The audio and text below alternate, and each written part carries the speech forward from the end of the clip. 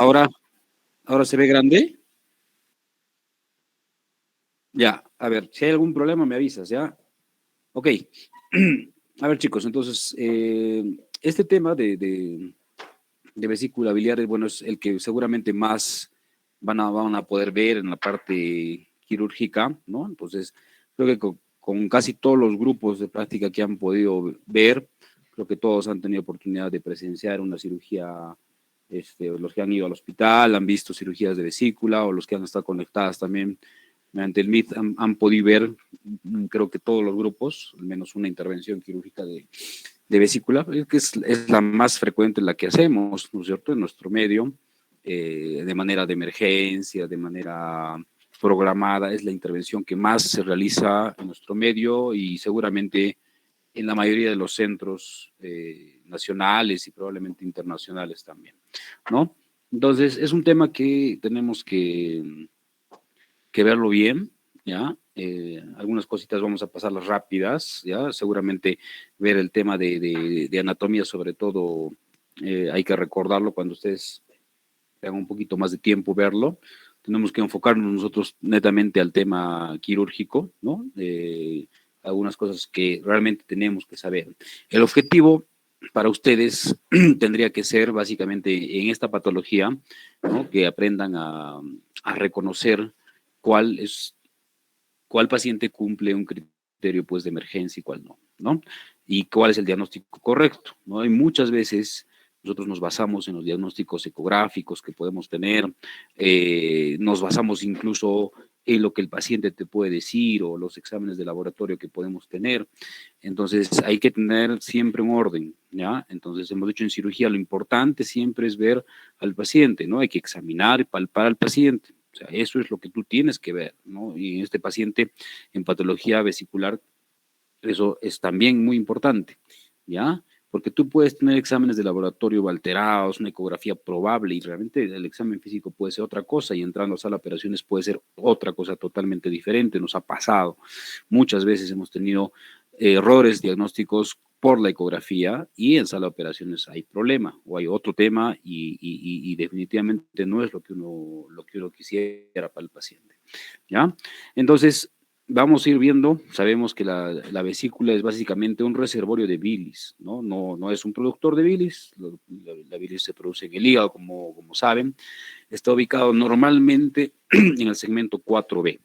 Digo normalmente porque eso es lo que pasa sin alteraciones anatómicas. Ahora, la posición de la vesícula que nosotros tenemos puede ser muy variada. Hemos encontrado vesículas muy superiores, casi llegando al segmento 8, o vesículas muy largas, muy horizontales, casi llegando a la fosa ilíaca derecha, que te dan una clínica muy probable de patología de fosa ilíaca derecha, como apendicitis y demás.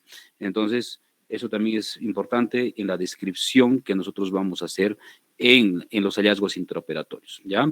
Entonces, como hemos estado viendo también la discusión de casos clínicos, seguramente con casi los grupos, la mayoría, igual tenemos que ver en una descripción quirúrgica de una patología vesicular, ver el tamaño de la vesícula, ¿no?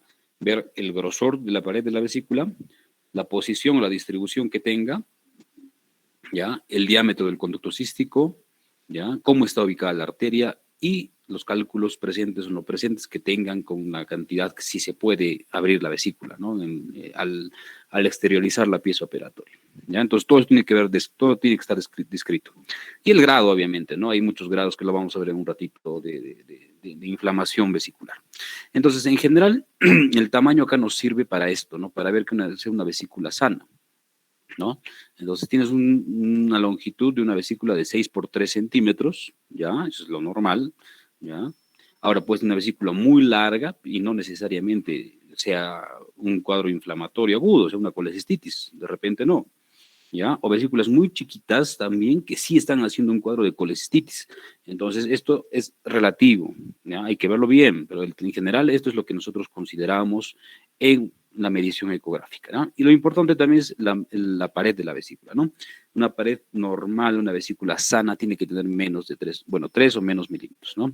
Y la capacidad también va a ser variada. ¿Vieron? Acá te dice entre 30 a 50 ml de reservorio. Cuando tenemos, por ejemplo, un hidrocolecisto, una vesícula muy grande, distendida, hemos encontrado hasta 200, 300 ml en una vesícula. Imagínense el tamaño que tenía, ¿ya? Ahora, esta vesícula está separada del hígado por un peritoneo y una cápsula de Gleason. Mientras más laxo sea el peritoneo en estas vesículas, es mucho más fácil la disección, ¿ya? Entonces, te ayuda más fácilmente a poder liberar los alerones y la parte posterior retrovesicular para que no haya sangrado, o sea, no es necesario pegarse tanto al hígado para que salga toda la vesícula, eso es lo mejor, que tuviese un peritoneo mucho más laxo, ¿ya? Las partes ya las conocen, tienen el fondo de la vesícula, ¿ya? El cuerpo de la vesícula, el cuello de la vesícula, donde están las válvulas de Heister, el bacinete, que es la parte más importante para el diagnóstico de una colestitis y la disección inicial que hacemos, ¿ya? O la bolsa de Harman también llamada, y el conducto cístico propiamente, ¿ya? Entonces, de acá para arriba o para abajo ya es la vía biliar, eso lo vamos a ver después, pero hay que recordar, ¿no? La distribución anatómica, las posiciones que puedes tener, las variaciones que podemos tener. Lo importante es esto para la disección quirúrgica, o sea, identificar el triángulo de Calot. Algunos incluso lo hablan en algunos textos como cuadrilátero, ¿ya? Que si ven acá la figura, miren, lo que está formando este triángulo de Calot es el conducto cístico que está acá, el conducto hepático y el borde del hígado, ¿no? Que más parece un cuadrilátero realmente, pero ya está descrito el nombre como un triángulo de Calot. Algunos hablan como el cuadrilátero, ¿no? Que va casi por el borde libre de la vesícula, agregándole, ¿ya? Entonces, este triángulo es la zona más importante de la disección, como ustedes han visto en las cirugías. Entonces, en la parte inicial tenemos que ver dónde empieza el conducto cístico, para tener certeza de que no vamos a tener una lesión de vía biliar, que es algo grave, ¿ya? Entonces, dentro de este triángulo cuadrilátero, tenemos dónde discurre la arteria cística. Puede haber muchísimas variaciones anatómicas de la posición, de la distribución, de la forma, el número, en lo que es la parte vascular o la parte anatómica también, ¿ya?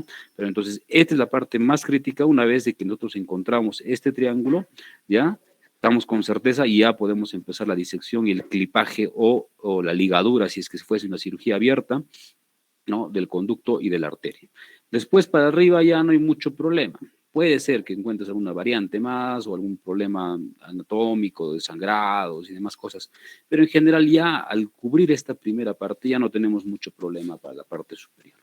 Bueno, la irrigación tenemos la arteria cística, que es rama de la arteria hepática derecha, pero también puede haber muchas variantes, ¿no? Pueden nacer de la arteria hepática izquierda, de la gastroduodenal, de la arteria hepática propia, o pueden tener una rama anterior y una rama posterior, que eso a veces pasa y te confunden en el tema del clipaje, entonces empieza a sangrar de alguna parte y dices, pero ¿qué ha pasado si he clipado bien la arteria? Entonces de repente te encuentras una arteria muy posterior, ¿no? O sea, pegada casi al lecho del hígado, y eso te puede dificultar un poco el resto de la cirugía, ¿ya?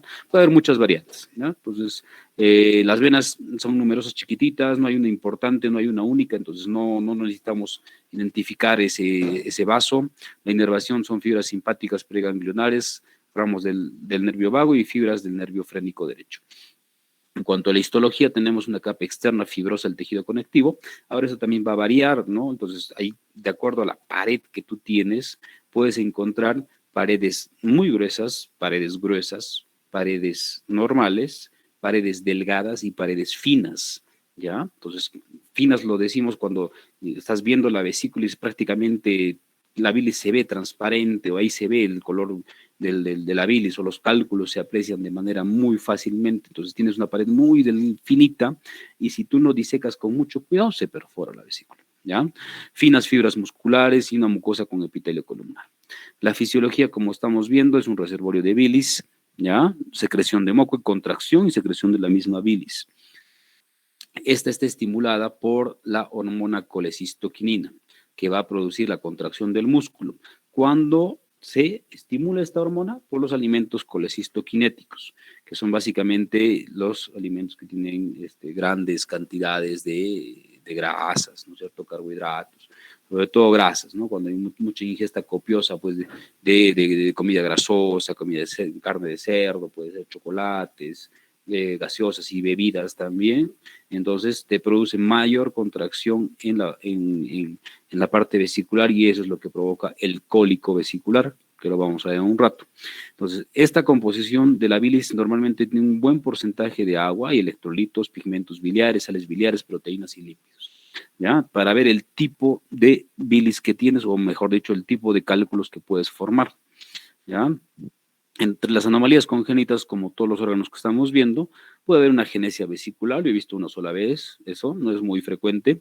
Vesícula intrahepática, que sí está, o sea, a ver, para que más o menos me entiendan, o sea, normalmente la vesícula se ve suelta, ¿no? O sea, adherida al hígado, pero se puede ver casi íntegra. Esta interhepática significa, parece que el hígado se le está envolviendo, ¿no? O sea, parte del hígado está tapando prácticamente la pared anterior de la vesícula, lo que le llamamos nosotros vesícula hepatizada, ¿ya? Entonces ahí es un poquito difícil la disección porque te sangra, si te pegas mucho esa zona te va a sangrar, ¿ya? Vesícula doble, vesícula de la izquierda, adenomioma de vesícula, anomalías del cístico y la arteria. Las más importantes en anomalías para nosotros serían las dos últimas, ¿no? ¿Por qué? Porque puedes tener esto, miren, por ejemplo, acá se ve bien en la descripción gráfica.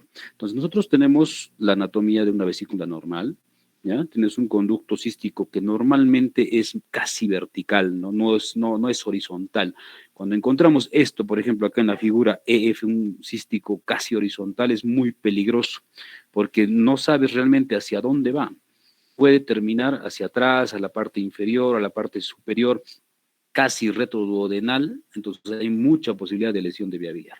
Entonces, lo normal es esto, ¿no? Que tengas una vesícula, un tamaño normal, de posición normal, un cístico casi vertical, ¿ya? Y la inserción, o cuando termina el conducto cístico, ahí te va a dar la división de la vía biliar. Entonces, para abajo va a ser el conducto colédoco, para arriba de esta inserción va a ser el conducto hepático, y de ahí mucho más arriba, obviamente, teniendo pues el conducto hepático derecho, el conducto hepático izquierdo, ¿ya? Entonces, esa es la forma de ubicarnos en el acto quirúrgico, ¿ya? O sea, tú puedes tener una sospecha ecográfica, pero la anatomía real la vas a ver en sala. Entonces, las variantes anatómicas puedes tener, miren, un cístico mucho más vertical, casi paralelo, imagínense acá, al conducto hepático común. Entonces, si tú no identificas bien esto, puedes poner un clip y seccionas toda la vía biliar. O tienes un cístico de implantación alta, miren, casi llegando a la carina, o un cístico que nace o termina en el hepático derecho, terrible, ¿no? O un cístico muy largo, como este, horizontal, un cístico muy cortito, ¿no? Entonces hay muchas variantes que te pueden dificultar la cirugía. Y en la parte vascular igual, ¿no? Entonces, normalmente tienes una sola arteria, pero como hemos dicho, puedes tener dos, puedes tener una arteria anterior, una posterior, una que vaya muy paralela a la vía biliar o muy perpendicular al conducto cístico, dos vasos, una intravesicular, otra intrahepática. Entonces, hay variantes, hay mucho tipo de variantes en estos dos tipos, son los más importantes que tenemos que tener en cuenta. Entonces, ya yendo al caso más importante, ver la patología quirúrgica para nosotros, es esto, ¿no? La colecistitis aguda litiásica. Hay que saber dar un diagnóstico correcto de colecistitis aguda litiásica. Muchos hablan, por ejemplo, si se van a dar cuenta en las descripciones, en las historias clínicas, ¿no? Colecistitis crónica reagudizada. Eso no es un diagnóstico bueno, ¿no? Entonces, ahorita vamos a ver qué realmente significa cada uno. Ahora, la descripción entonces de colelitiasis asintomática, ¿cuál sería la definición? Que hay cálculos, porque colelitiasis significa cálculos en la vesícula, ¿ya? Pero sin que tiene síntomas, sin que llegue a tener síntomas el paciente, o sea, es un hallazgo casual. O sea, le pides una ecografía por algún otro motivo, le pide a alguien más, un control, alguien se quiere hacer por ahí para ver cómo está el hígado, es lo que normalmente hacen los pacientes, ¿no? Y encuentras cálculos, entonces es una colelitiasis asintomática, ¿ya? Ahora, después de esto tenemos otra forma de presentación que es el cólico biliar. Entonces el cólico biliar, ya el paciente puede que sepa que tenga cálculos o hace un debut en ese momento, ¿ya? Y tiene dolor abdominal, ¿ya? En el hipocondrio derecho, generado por una contracción de la vesícula biliar, movilización de cálculos o barro en el cístico. O sea, normalmente tienes que tener un cálculo que esté cercano al cístico o impactado parcialmente, temporalmente en el bacinete o en el conducto cístico, dando una obstrucción. Este es digamos, lo que tenemos que ver, que es transitorio. se dicen 6 horas para que sea un cólico biliar, y junto a todas las demás clínicas, náuseas, vómitos, dolor hipocondecho. O sea, si tienes hasta 6 horas es diagnosticado un cólico biliar, que normalmente eso remite con tratamiento médico. La mayoría de los pacientes, yo diría más de un 90% de solamente cólicos biliares mejoran con tratamiento médico, ¿ya? Y un pequeño porcentaje sí tiene que operarse porque no mejoran y hay una progresión de ese cólico biliar. Entonces, si es que ya pasa más tiempo, ya vamos a tener cuadros importantes inflamatorios de una colecistitis. Acá, por ejemplo, hay una foto, miren, de un paciente que estamos operando, ¿ya? Que se ve un hígado edematizado y esta es una vesícula muy aguda, ¿ya? Acá se ve fibrina encima de la pinza, una vesícula engrosada, necesitas unas pinzas más grandes para poder coger la vesícula, plastronada por el epiplon, este es el epiplon que se ha pegado hacia la zona de la vesícula y ya tiene criterios totalmente claros para una colecistitis aguda, ¿ya? Entonces, ahora, lo que les decía, el término de colecitis crónica reagudizada, eso no nos sirve porque colecitis crónica es un diagnóstico patológico, ¿ya? Entonces, tú tienes que mandar la pieza operatoria al patólogo y él te va a decir, si hay procesos, digamos, de fibrosis, degenerativos, toda la parte patológica y te lo va a dar el diagnóstico. O sea, no puedes tú hacer un diagnóstico de colecitis crónica ni clínicamente ni intraoperatoriamente, ¿ya? Eso no sirve. Entonces, acá hay una inflamación crónica de la pared. Normalmente hay síntomas leves, inespecíficos, pacientes que tienen pues episodios a repetición de cólicos que ya tienen pues mucho tiempo, los cálculos y no se hacen operar, pues algunos no quieren, ¿no? Eso ya es decisión de cada uno, ¿ya? Y el último término, que es la colecitis aguda, ya hay un dolor más de 6 horas por obstrucción del conducto cístico, o sea, el cálculo ya se ha enclavado en esa zona, no se mueve, normalmente son cálculos medianos o grandes los que te provocan una colecitis aguda, ¿ya? Hay inflamación, infección de la bilis y mayor progresión de lo que es una infección localizada de la vesícula. Entonces, el tiempo que es importantísimo, ¿no? O sea, para eso también tienes que preguntar a tu paciente, hemos dicho, desde cuándo está con la sintomatología.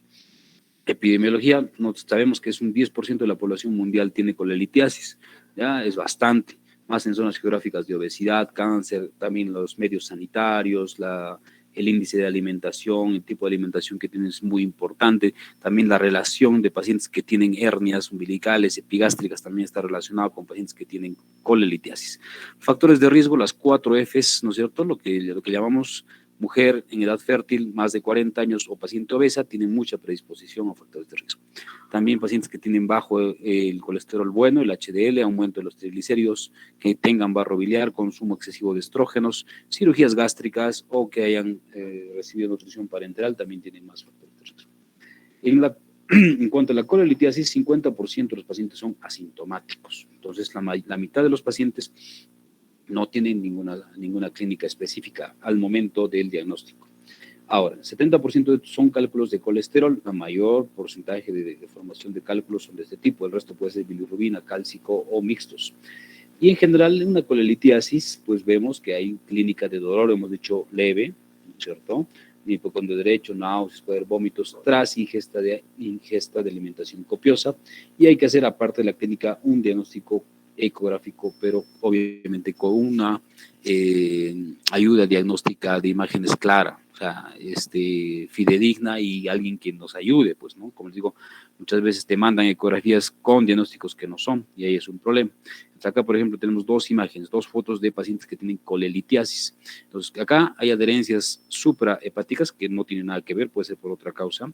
Acá se ve una vesícula, miren, con pared, esta es la pared laxa que les decía, ¿ya? Entonces, si se levanta acá la vesícula, es una pared delgada, ¿ya? No hay inflamación, no hay adherencias, se puede identificar fácilmente las estructuras. Acá, miren, se ve ya cuando ya se está haciendo la disección de la vía biliar para abajo, el conducto cístico hacia arriba.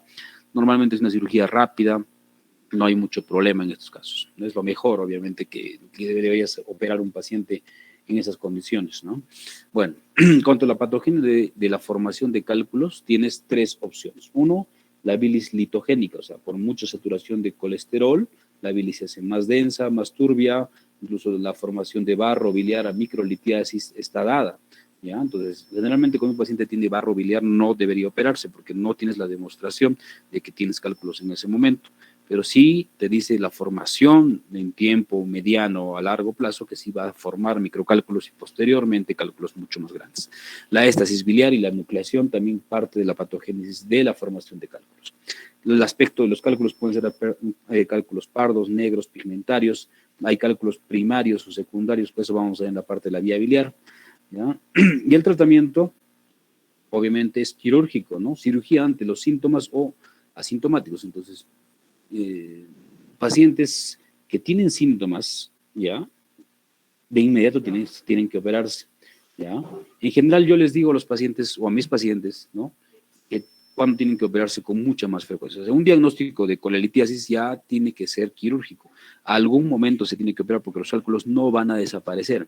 Muchos dicen, no, pero si he tomado chancapiedra, hay medicamentos también para eliminar los cálculos renales y demás, ácido urso desoxicólico y más, pero entonces no sirve eso. ¿Ya? Un diagnóstico de cálculos vesiculares tiene que ser operado.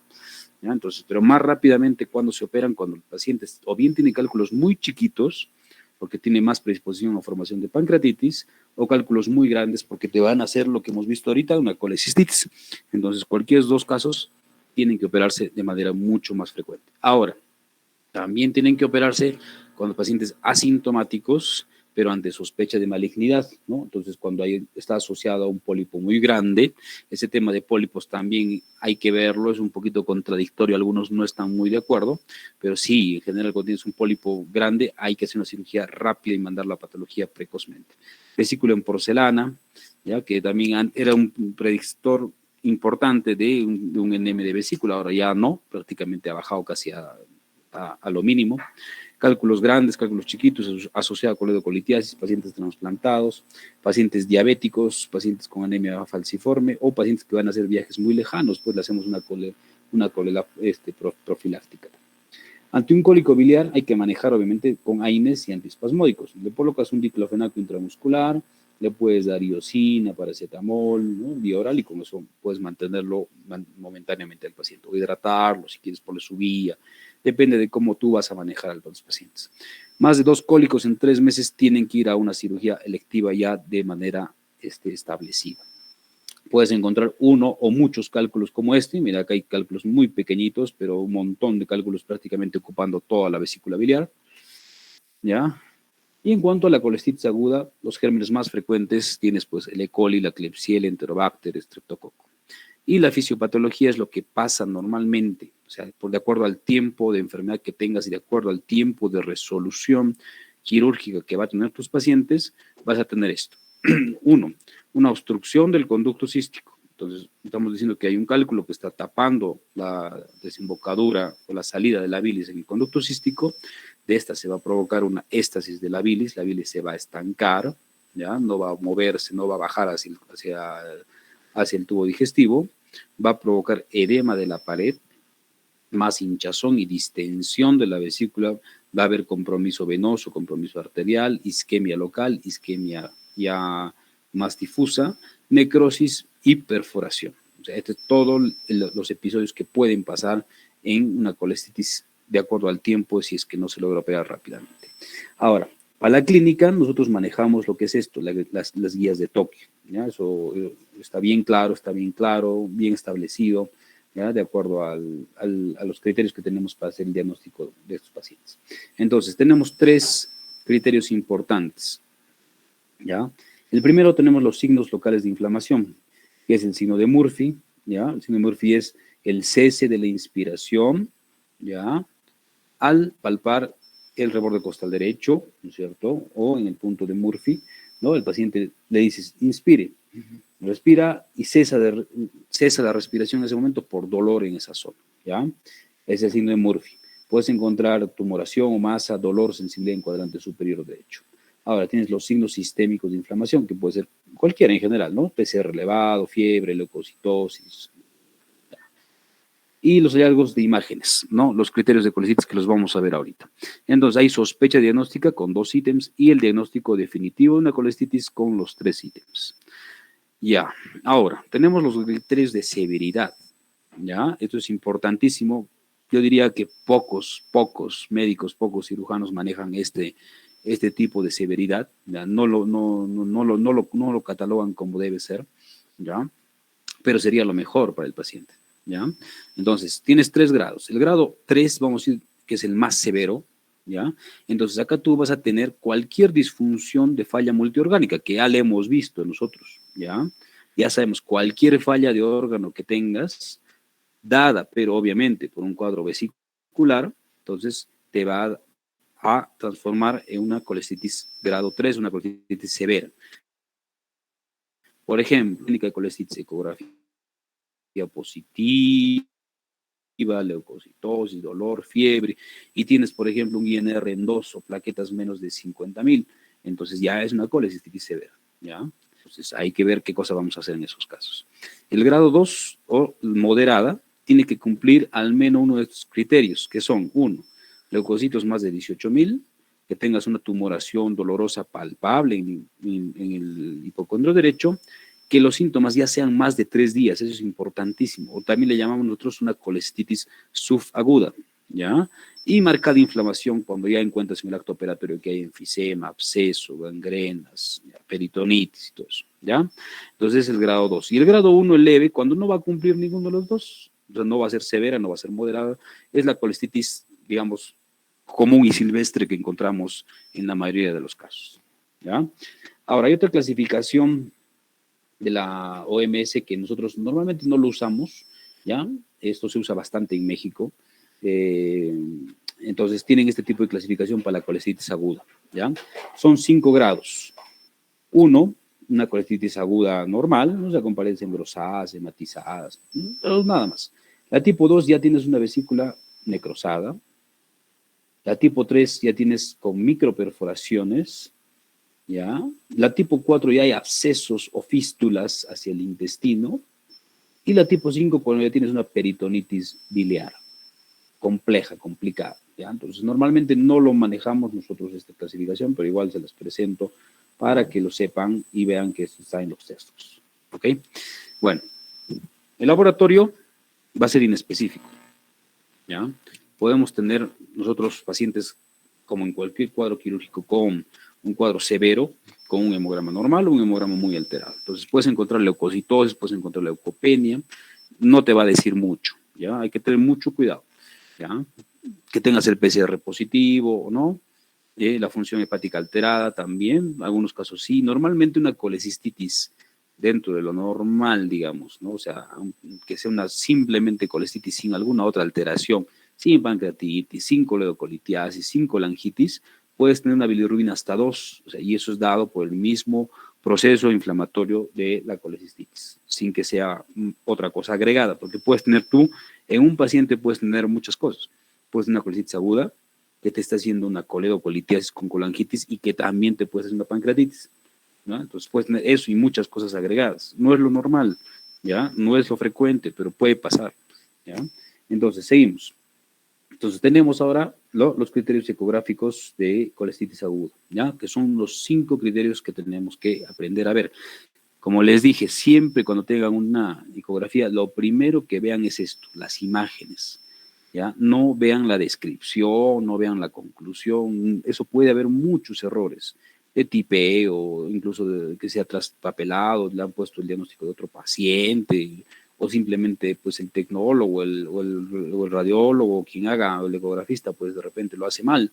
Entonces, primero ver las imágenes, ¿ya? Entonces, los criterios ecográficos de una colestitis, ¿cuáles son? Que tengas una longitud mayor de 8 y un diámetro más de 4 centímetros, ¿no? O más de 8 por 4, el diámetro de la pared vesicular más de 4 milímetros, que haya edema perivesicular, que haya ecomurphy positivo, o sea, al colocar el transductor hay dolor en esa zona y provoca el signo de Murphy, y un cálculo enclavado en bacinete, ¿ya? Entonces, todos esos son los 5 criterios ecográficos de una colestitis aguda, para que nunca se olviden. Ok, a ver, seguimos. Diagnósticos diferenciales puede ser muchos, obviamente hay que ver la parte local, lo que esté más cerca a la vesícula, tenemos que verlo, ¿no? O sea, ese es lo primero que hay que pensar, no vamos a pensar en algo mucho más alejado ni nada, ¿no? Entonces, diagnóstico diferencial, Obviamente por cercanía, pancreatitis, úlcera péptica, gastritis, de ahí yendo a otros sitios, hernia hiatal, neumonía basal derecha, apendicitis, coledocolitiasis, hepatitis es un diagnóstico que hay que verlo, ¿ya? Entonces no se olviden, ustedes cuando han llevado a gastro, los criterios de hepatitis, que exámenes de laboratorio normalmente te pueden hacer pensar en un cuadro de hepatitis. Ahora, tú puedes tener una hepatitis aguda, viral, y puedes estar teniendo también una colecistitis. No hay ningún problema, ¿ya? Pero no es tampoco lo habitual. Entonces hay que ver uno u otro por la clínica, que puede ser muy similar, el dolor puede ser igual y demás. Entonces, ya yendo casi un poquito a lo más, digamos, concluyente de una colecitis aguda, hay que ver la historia natural. O sea, si un paciente, hemos dicho, se diagnostica de cálculos, tiene que operarse lo más pronto posible, ¿ya? Entonces, una colelitiasis, ya sabemos qué es, puede progresar a una colecitis aguda. Si no se opera, algunos pacientes, bueno, tienen suerte, manejo médico, antibióticos, y listo, ¿no? Hacen un plastrón y queda ahí. Y hacen otro episodio después, hacen una colecitis crónica.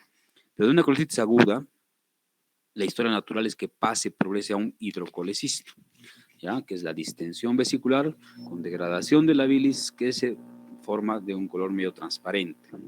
Luego la progresión hace un piocolecisto, o sea, ya la bilis se forma purulenta, ¿ya? Después tenemos un plastrón vesicular, ¿ya? Es un tumor inflamatorio vesicular. Ahora, de una colecitis aguda, episodios repetitivos, pacientes mayores de edad, con mucho tiempo de enfermedad, puede darse una vesícula esclerotrófica, una vesícula chiquitita. De esto puede pasar a un síndrome de Mirici, que lo vamos a ver en un rato, que hay fístula hacia la vía biliar, fístulas biliodigestivas, coledocolitiasis, pancreatitis a repetición, iliobiliar, que es un tipo de obstrucción intestinal por un cálculo que ha migrado hacia la vía biliar y se ha quedado impactada cercana a la válvula ileocecal, colangitis o tumores de vesícula. Entonces, todo es la historia de la progresión, ¿no? Para que se den cuenta que no es algo tan sencillo. Ya tengo cálculos y listo, ahí queda. Puede pasar cualquiera de estas cosas en estos pacientes, entonces puede ser algo complicado si es que no se maneja de manera correcta. Acá tenemos, por ejemplo, una vesícula complicada, necrosada, en sala se está punzando la vesícula porque es una vesícula muy edematizada, muy hinchada, una pared muy gruesa, ¿no? Es un piocolecisto con necrosis vesicular y que se ve en la patología, ¿ya? Entonces, el tratamiento que vamos a ver nosotros es un tratamiento de soporte general al inicio, ¿no? Obviamente darle antibióticos y tratar al paciente, calmarle el dolor y sacar la vesícula, o sea, es una colistectomía laparoscópica. Siempre hay que intentarlo ahora, ¿no? Si no se puede, hay mucha complicación, se tiene que hacer cirugía abierta. Los pasos en general, ya lo han visto ustedes en la cirugía, lo vamos a ver en un ratito. La colocación de trócares, hay dos técnicas, americana o la francesa. La americana es con una forma triangular y la francesa con una forma romboidal. Hay que ver los hallazgos que estás encontrando, hay que describir eso, la disección del triángulo de Calot, disección del alerón derecho, izquierdo, clipaje del conducto cístico con 3 clips normalmente, a veces ponemos un poco más si es que tienes un cístico ancho, arteria un solo clip, policistectomía indirecta, directa o mixta. ¿Qué significa? Indirecta es cuando empiezas desde abajo, directa es cuando empiezas desde el fondo, o mixta cuando vas avanzando por ambos lados, ¿no? Entonces eso es variado. Hay cirugías en las cuales tú tienes que acomodarte a ver al momento del paciente, a cómo estás actuando, cómo se te está presentando la vesícula, ¿ya? Extracción de la vesícula, revisión del lecho, colocación del dren, sí o no, eso hay que verlo también de acuerdo a cada caso especial, y cierre de la piel con unos puntos, ¿ya? Acá tenemos, por ejemplo, una vesícula igualito, bien complicada, que nos tocó una necrosis vesicular total. Miren, vean, el color normal de la pared de la vesícula, pues es un color, como han visto, medio rosado, medio amarillito, naranja, ¿no? Es una vesícula sana. Pero esta vesícula, miren, totalmente podrida, verde, negruzca, ¿no? Entonces ya es un grado extremo que logra pasar. Es más, hace unos días nos ha tocado igual operar a un paciente en el hospital, un joven, tenía 8 días de enfermedad, ¿no? Incluso le hicieron hasta resonancia, pensaban que tenía coledocolitiasis, y en la resonancia se veía pues que había hasta infiltrados de absceso, y realmente hemos encontrado un absceso retrovesicular, una vesícula necrosada, hidropiocolecisto. Abrimos la vesícula y empezó a salir así como leche condensada, el colega decía parece un puré, pay de manzana, o sea, terrible, ¿no? Y la parte posterior retrovesicular había un absceso de unos 100 más o menos adherido de pus franca y absceso en el hígado. ¿no? Entonces, felizmente el paciente salió bien, ¿no? Hace 3 días ya salió de alta, entonces tranquilo, ¿no? Pero llegar a sus extremos no es nada saludable para nadie, ¿ya? Bueno, entonces, ya viendo el criterio y tratamiento que estamos viendo, ¿no? En colecistitis leve, lo que hemos visto en la última clasificación, se tiene que hacer una colestectomía precoz, idealmente las primeras 72 horas haciendo una colelap. En colecistitis moderada, ¿ya? Acá hay controversias, ¿ya? Lo que la guía te dice y lo que nosotros hemos aprendido y nosotros también recomendamos era esto, ¿no? O sea, tienes un paciente, por ejemplo, con 5 días de enfermedad, 18.000 leucocitos, ya le palpas un plastrón, entonces esto es lo que se preferiría, diferir la cirugía por 8 semanas. O sea, mandarlo a casa al paciente después de que esté más estable, darle antibióticos y todo lo demás, ¿ya? Y operarlo ya de manera programada, o sea, enfriar el cuadro, si así queremos llamarlo, ¿ya? Entonces, esto era obviamente lo que se preferiría. ¿Por qué? Por riesgos de complicaciones ante signos inflamatorios locales o lesiones cercanas. Por ejemplo, si tienes una vesícula muy pegada, muy plastronada, adherida, entonces hay mucho más riesgo de sangrado, de perforación intestinal, perforación de vía biliar, lesión de vía biliar, reoperaciones, sangrado, packing, entonces es más difícil. ¿Ya? Entonces, pero algunos dicen, no, pues, pero si el paciente está con una vesícula tan complicada, hay que entrar a operarlo y listo, hacer lo que se pueda, sacar. Entonces también eso hay que verlo y discutirlo bien. Por eso digo que no hay un consenso claro. Los textos te dicen enfriar, pero actualmente te dicen, pero ¿qué pasa si en ese tiempo de enfriar el paciente se pone peor? Entonces mientras más tiempo pase, la cirugía va a ser mucho más difícil, va a terminar con drenajes y más. Entonces hay que verlo. Hay que verlo con mucho cuidado esos casos. ¿Ah? Entonces, ahora, si el paciente en esta evaluación o durante su diagnóstico de colecitis moderada tiene signos peritoneales, está más taquicárdico, está con mucha leucocitosis, tienes que entrar a sala. Y se hace pues lo que se puede, ¿no? Una colestectomía completa difícil. Idealmente sería hacer una colestectomía parcial. Es lo que se ha hecho con el joven que le estaba contando. Hay dos técnicas de sacar parcialmente la vesícula. A lo Martán, cuando dejas el fondo de la vesícula, la pared posterior no pasa nada, lo electrofulguras muy bien, quemas bien y listo, se acaba el problema.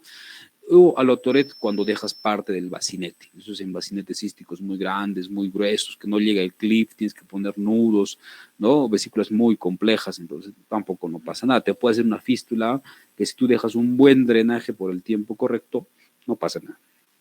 Ahí queda. Y en colestitis severa hay que hacer colecistostomía, o sea, un paciente que esté en muy mal estado general, con falla multiorgánica, entonces tienes dos opciones, o drenar la vesícula biliar con una punción vía ecográfica, tomográfica, ¿ya? O hacer una pequeña incisión, pues, en la piel, con anestesia local, con sedación, se punza la vesícula, se aspira y se descomprime parcialmente, y eso es lo que te puede servir. Esta es una colecistostomía, ¿no? Cirugía abierta, cirugía laparoscópica, punzas simplemente la vesícula, evacúas hacia afuera, dejas el drenaje en esa zona y manejas con antibióticos y observación a los pacientes. Normalmente están pacientes en UCI, son pacientes muy delicados. ¿Ya? Entonces esto ya estamos viendo, sabemos cuándo es un cólico biliar, hay que dar analgésico, en sospecha de colestitis hay que operar y en sospecha de coledocolitiasis vamos a ir viendo qué es lo que vamos a encontrar. ¿Ya? Entonces, ya hemos hablado de los criterios, los signos sistémicos, locales, inflamatorios, psicográficos, hay que ver. Cuando hay una colecitis aguda, leve, operar rápidamente, moderada, estamos viendo si es que va a haber o no tiempo para poder operar o no, dependiendo de cómo encuentres tu paciente. Y en la colecitis severa, pues ya un drenaje percutal. Ahora, hacer cirugía abierta o hacer cirugía laparoscópica, hay que verlo también. A veces las cirugías laparoscópicas no nos van a empeorar incluso al paciente. Si tienes una colecitis severa, imagínense, hacer una cirugía abierta, rápida, ya, listo. Ahora, el tema de cerrar la piel, cerrar la pared también te demora en algunos casos, entonces hay que valorarlo de alguna forma. Entonces, el objetivo es hacer una colelap segura, o sea, una colestectomía laparoscópica segura es esto. Entonces, la guía, el SAGE es la Sociedad Americana, ¿no? De Cirugía y Endoscopía, Gastroenterología, tienen unas guías, ¿no? En las cuales te dicen la aplicación de la laparoscopía para el tracto de la vía biliar, para el manejo de la vía biliar, o de la vesícula biliar y vía biliar. Entonces, acá miren, se ve todo el triángulo de calor muy bien disecado. O sea, esto es una colelap segura, ¿ya? Acá tienes el bacinete, tienes el conducto cístico muy bien disecado, la arteria, ¿ya? Y se ve la pared posterior de la vesícula y el lecho. Entonces, acá tienes tu triángulo, ¿miren? Un triángulo muy clarito. Entonces, esto ya es una cirugía segura, para que puedas clipar sin ningún problema el cístico, la arteria, y no tengas lesiones ni sangrado.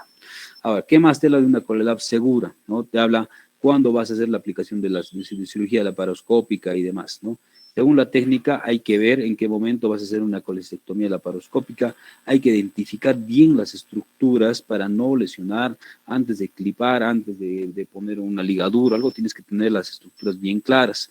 Ahora, también te hablan de hacer una colangiografía intraoperatoria que va a reducir muchísimo, ¿no? Obviamente la posibilidad de lesión de vía biliar. Entonces, eso se hacía hace muchos años, ¿no? O sea, hace, yo hablo 20 años tal vez, y le hacía una colangiografía intraoperatoria a todos los pacientes, pero era difícil porque tenías que manejar las placas, venía el tecnólogo, le sacaba una placa, le sacaba otra, veías, no se ha movido, no les puestaba mucho contraste, si no, entonces te demora mucho, ¿no? A no ser que tengas un arco en C en ese momento en sala y recién pues puedas tú operar de manera correcta. Para eso hay que tener una visión crítica de seguridad, una colangiografía, lo que se llama la visión crítica de seguridad de Strasberg. En esta vesícula, imagínense que vas a tener una visión crítica de una vesícula tan grande, podrida, ¿no es cierto?, dematizada, que si tú vas a empezar a disecar la parte baja, vas a lesionar cualquier cosa, no se va a poder ver, pero hay que tener una visión crítica en pacientes más claros. Ahora, la progresión de lo que hemos estado viendo es esto, miren, por ejemplo, un hidrocolecisto, miren, una vesícula gigante, ¿no?, distendida más de 15 centímetros, ¿no?, con edema perivesicular y un cálculo enclavado grandísimo, ¿no?, con harto líquido biliar transparente, es un hidrocolecisto. Un piocolecisto y hay pus, la vesícula punza, se empieza a salir pus, la paredes necrosadas y demás. Plastrón vesicular, ¿no? Entonces empiezas a encontrar esto, ¿no? O sea, tú entras a la cirugía y ves que el intestino está pegado, el colon está pegado, el duodeno está pegado, el estómago está encima, el epiplón también está pegado, no encuentras las estructuras claras, es difícil el poder ubicar, hay mucha posibilidad de lesión de vía biliar, de sangrado, reoperaciones, sacar parcialmente solamente la vesícula con los cálculos y de repente colocar buenos drenajes y esperar, ¿no? Es lo mejor. Una CoreLab difícil cuando te dicen, ¿no?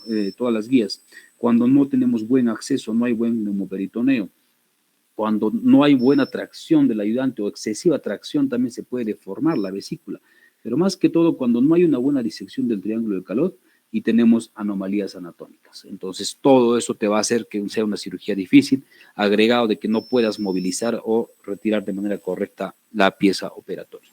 Factores asociados, ya lo hemos dicho, colecitis aguda, edad, género, más difícil siempre es en paciente varón, ¿ya? Entonces, de 10 cirugías, 9 sean mujeres, pueden ser fáciles, y esa única de varón va a ser la más difícil, eso ya está demostrado totalmente. Obesidad también, cirugías previas, ya que tengas una vesícula muy chiquita también, la experiencia del cirujano, cálculos en el cístico, cuando hay fístulas, variantes anatómicas, todo eso va a ser que es una CoreLab difícil. Acá igualito, vean, imagen una CoreLab difícil, ven, entras y solamente ves mucha inflamación, hay sangre, tocas la vesícula, empieza a desgarrarse, una necrosis importante, es muy difícil la cirugía. Acá igual otra imagen cuando hay mucha colección, un absceso, punzas y no sabes si es que esto es bilis o es intestino o es contenido fecal, ¿no? Entonces ya es algo ya muy complicado de manejar. Ahora, otra de las complicaciones que estamos viendo y lo hemos visto en el cuadrito de la evaluación natural puede ser esto, un síndrome de Mirici, ¿ya? Nosotros vamos a ver este síndrome de Mirici hasta el grado 4. Hay algún texto y en algún caso clínico con algunos de los grupos hemos presentado hasta Mirici tipo 5, ¿ya? Entonces, ¿qué significa el síndrome de Mirici? Es una compresión extrínseca, ¿ya?, de la vía biliar, normalmente por un cálculo grande en la vesícula, que está agregado de dolor abdominal y de ictericia. O sea, tiene que haber levemente ictericia en estos pacientes siquiera para que pienses en un síndrome de Mirici, ¿ya? Ok, entonces el tipo 1 es una compresión extrínseca sin fístula, ¿ya? Y el tratamiento es una colecistectomía normal, no hay ningún problema. El tipo 2 es una compresión extrínseca, pero ya hay fístula de 1/3 de la vía biliar, ¿ya?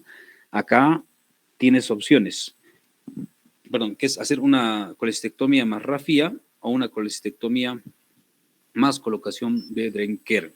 Sobre todo el Drenker se pone encima de la sutura donde has colocado los puntos para cuidar esa sutura que no se abra. Y el tipo 3 es una fístula de 2/3 del diámetro y el tipo 4 ya es una fístula de 3 el total, ¿no es cierto? 3/3 o el total o 100%, ¿no? Más del 99%. Y acá se tiene que hacer una cirugía grande, definitiva, que es una derivación biliodigestiva en Y de Rux. O sea, llevas el intestino, llevas el yeyuno, sacas, ¿no es cierto?, la vesícula, seccionas de la vía biliar y tienes que llevar un asa hacia esa zona. Se ve así bonito como esta imagen, pero hacer una derivación biliodigestiva en Y de Rux en un espacio tan chiquito es muy, muy difícil. ¿Ok? Acá tenemos imágenes de pacientes con mirici. Mira, acá se ve un paciente que le han hecho una CEPRE, pintan la vía biliar y se ve esto, ¿no? Como una muesca, ¿no? Es un cálculo que está prácticamente comiéndose la vía biliar, ¿no? Está cascando la vía biliar, ¿ya? Entonces un mirici. O igual una vesícula muy grande, ¿no es cierto? Con un cálculo muy grande comprimiendo la vía biliar, ¿ya? Sospecha de mirici. Obviamente el diagnóstico es intraoperatorio. Ahora, yendo a algo más grave o una progresión más importante es esto, ¿no? La fístula colecisto-duodenal o la fístula colecisto-colónica o colecisto-gástrica. Pues la vesícula ya ha hecho tanto proceso inflamatorio que se pega a zonas cercanas, ¿no? Entonces, ven acá, están operando, se ve una vesícula totalmente retraída, irregular, no sabes si es que estás jalando la vesícula, estás jalando el intestino o la vía biliar, entonces no hay forma de poder identificar en ese momento. Entonces hay que tener maniobras para poder no lesionar estas zonas.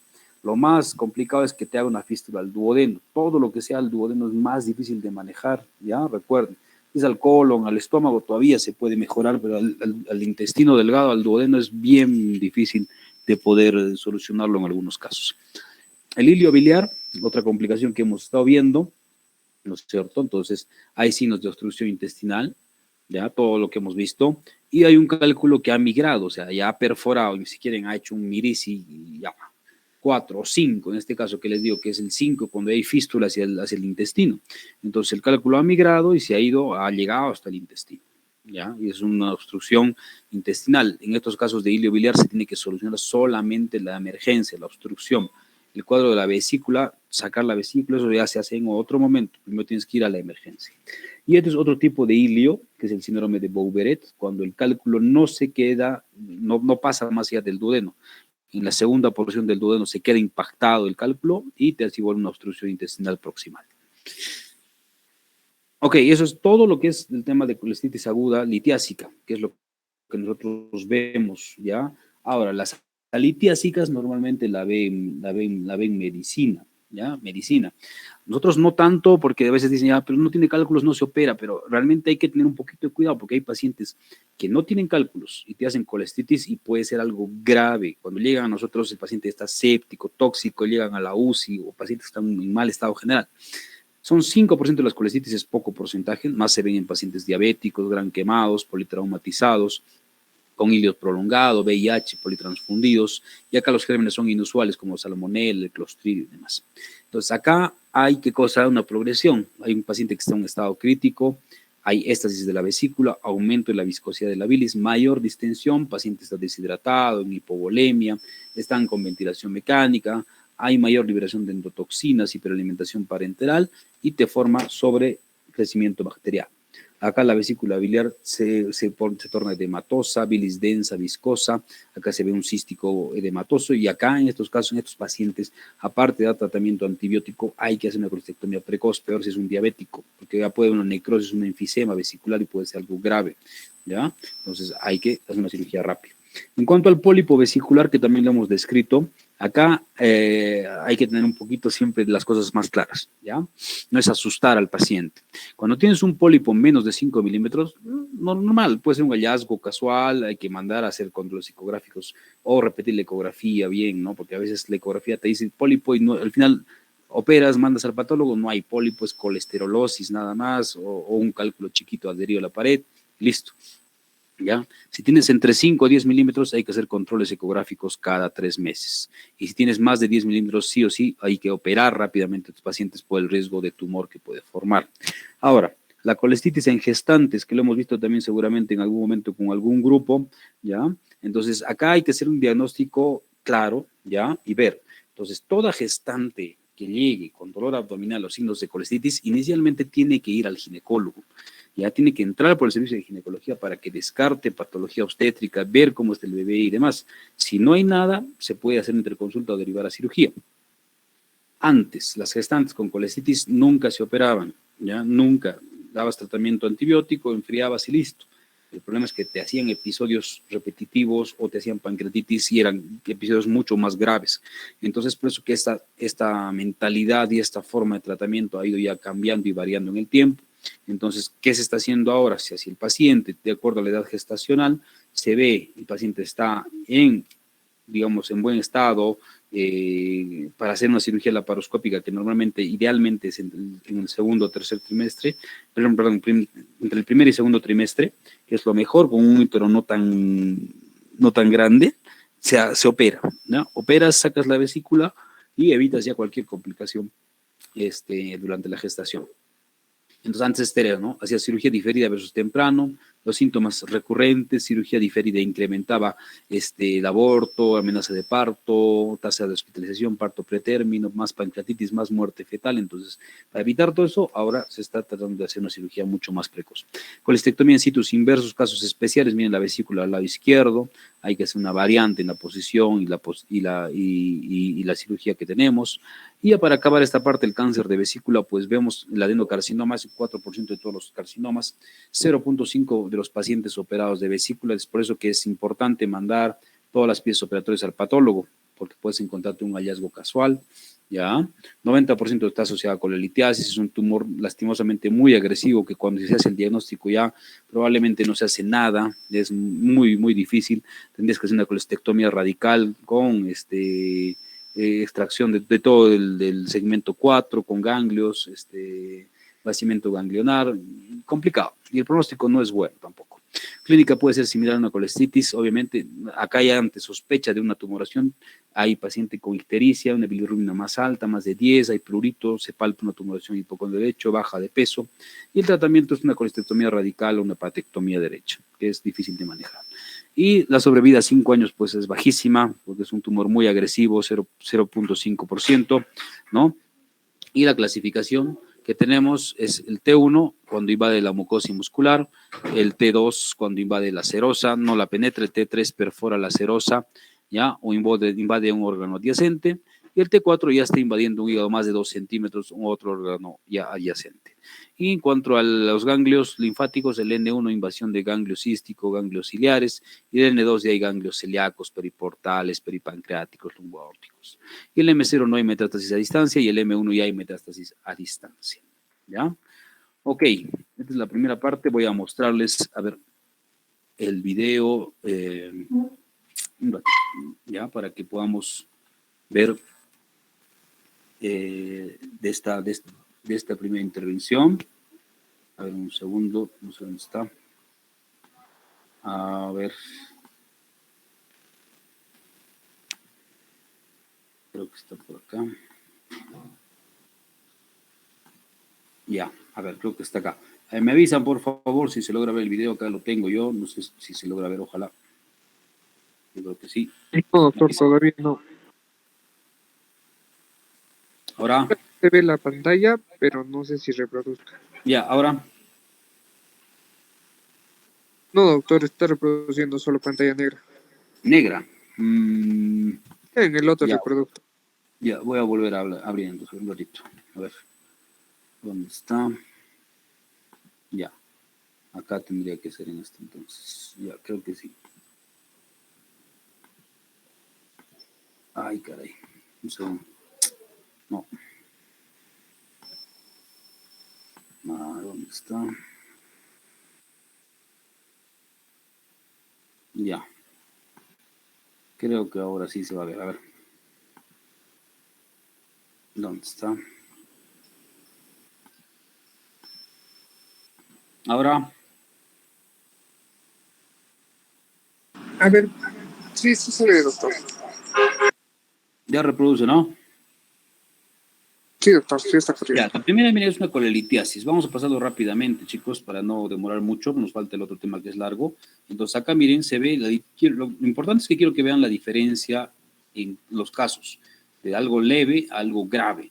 ¿Ya? La colocación de trócares, el primero en el ombligo, el segundo en el epigastrio, el tercero en el reborde costal derecho y el cuarto en el flanco derecho, ¿ya? Entonces es la posición de los trócares, ahí vamos a avanzar un poco más, ahí se ve una vesícula, mira, es una vesícula, una colelitiasis, tranquila, ¿ya?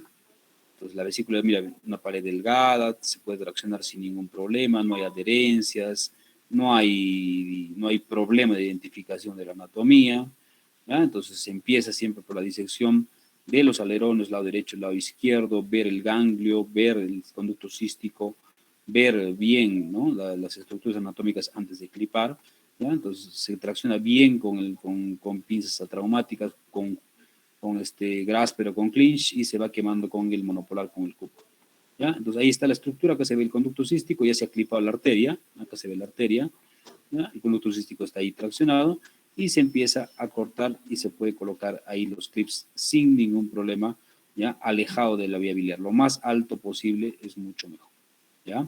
Entonces ahí vamos avanzando, ya se clipa el conducto cístico y de ahí para adelante ya es prácticamente fácil sacar la vesícula, ya no hay mucho problema.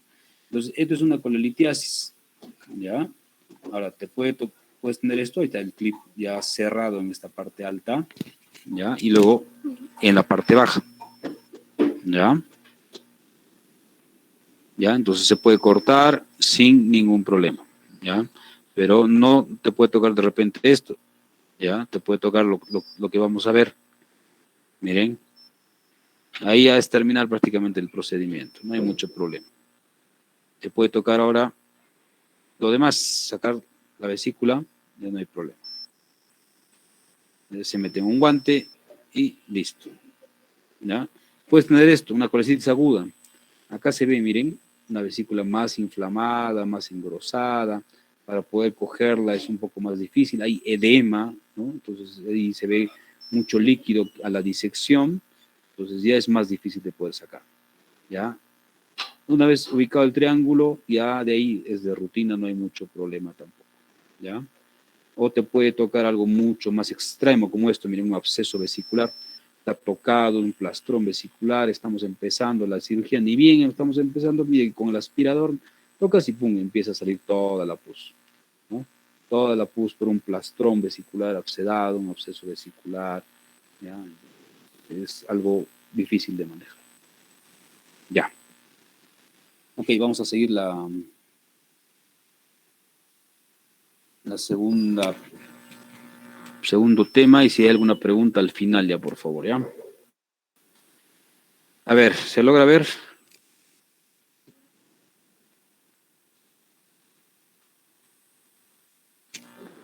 Chicos, ¿se logra ver la imagen? Doctor, sí, doctor. Ya, ok, entonces mira, esto va de la mano con lo primero que estamos viendo, ¿no? Parte de vía biliar, entonces vesícula biliar, vía biliar, ¿ya? Obviamente muy cercano, ¿ya? La anatomía, ¿ya? Sabemos de que la vía biliar, ¿no?, es un conjunto de conductos que va a estar formado. La parte alta del conducto hepático derecho, que es 1 centímetro, es, para que más o menos recuerden, el hepático derecho es más chiquito, ¿ya?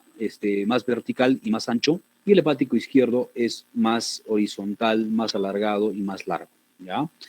Ahí la bifurcación, que es la carina, y luego tienes el hepático común, unos 3 centímetros, y el colédoco, pues unos 8 centímetros de longitud, y el diámetro, que es lo importante también, 6 milímetros de diámetro, con las 4 porciones que tiene el colédoco. La porción supraduodenal, la porción retroduodenal, la porción pancreática y la porción intramural.